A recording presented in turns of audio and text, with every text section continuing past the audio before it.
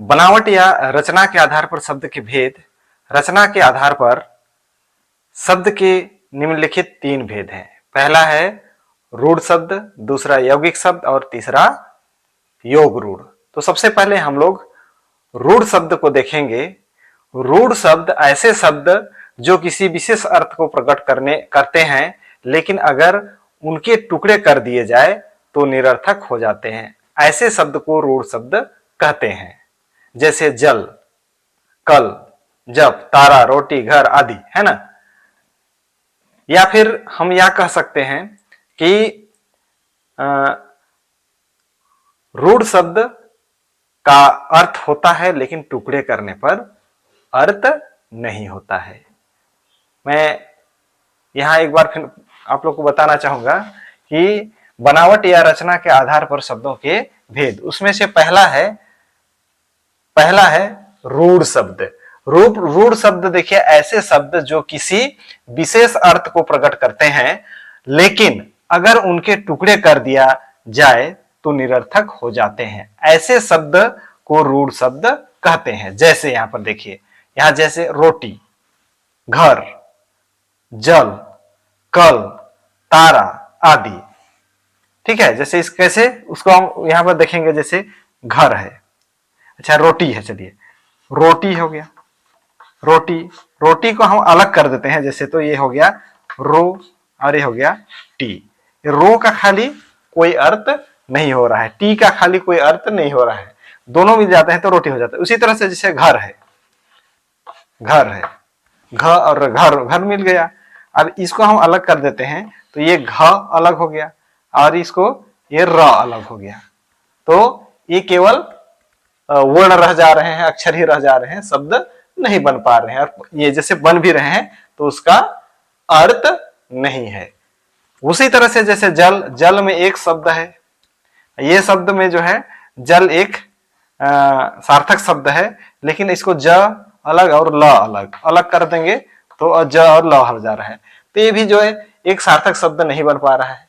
इस तरह से हम कह सकते हैं कि रूढ़ शब्द यहां लिखा देखिए, शब्द का अर्थ होता है पर टुकड़े करने पर उसका अर्थ नहीं होता है, जिसे हम कहते हैं रूढ़ शब्द।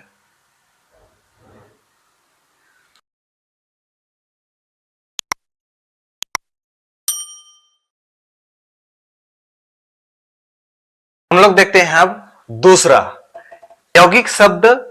ऐसे शब्द किन्हीं 2 सार्थक शब्दों के मेल से बनते हैं, वे शब्द यौगिक शब्द कहलाते हैं। इन शब्दों के खंड भी सार्थक होते हैं, जैसे स्वदेश, विद्यालय, देवालय इत्यादि। हम लोग यहां पर देखेंगे कि यौगिक शब्द ऐसे शब्द जो किन्हीं 2 सार्थक शब्दों के मेल से बनते हैं, वे शब्द यौगिक शब्द कहलाते हैं। इन शब्दों के खंड भी सार्थक होते हैं।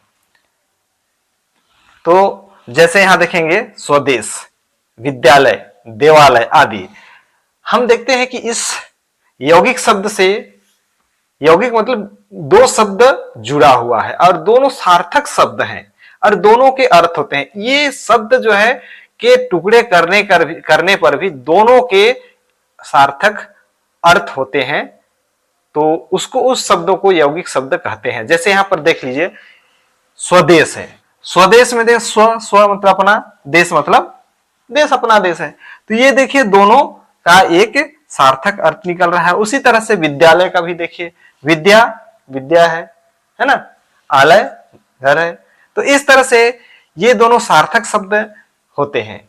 तो या फिर हम कुछ को ऐसा कह सकते हैं कि 2 सार्थक शब्दों के मेल से बनता है, टुकड़ा करने पर भी अर्थ रहता है ना। दो सार्थक शब्दों के मेल से बनता है, हम यहां पर लिख सकते हैं 2 सार्थक शब्दों के मेल से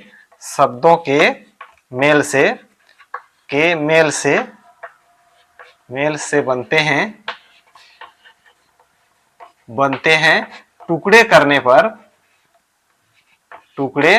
करने पर भी, देखिए इसको टुकड़े करने पर भी या खंड करने पर भी या टुकड़े करने पर भी सार्थक होते हैं, पर भी सार्थक होते हैं, सार्थक होते हैं, सार्थक होते हैं, है ना। ऐसा हम इसको समझ सकते हैं ना। दो सार्थक शब्दों के मेल से बनते हैं और उसको यदि हम टुकड़े भी करते हैं तो भी वे सार्थक शब्द ही रहते हैं, जिन्हें हम यौगिक शब्द कहते हैं। देखते हैं तीसरा प्रकार। तीसरा प्रकार है योग रूढ़। योग रूढ़ ऐसे शब्द जो किन्हीं दो शब्द के योग से बने हों पर किसी विशेष अर्थ का बोध कराते हैं, वे शब्द योग रूढ़ कहलाते हैं। जैसे दशानन, दशानन जिनका 10 मुख वाला, अर्थात कौन है वो? रावण है। चलिए एक बार देखते हैं कि योग रूढ़ ऐसे शब्द जो किन्हीं दो शब्दों के योग से बने होते हैं पर वे किसी विशेष अर्थ का बोध कराते हैं, वे शब्द योग रूढ़ शब्द कहलाते हैं। जैसे यहां पर देखिए दशानन हो गया, पंकज हो गया, आदि हो गया।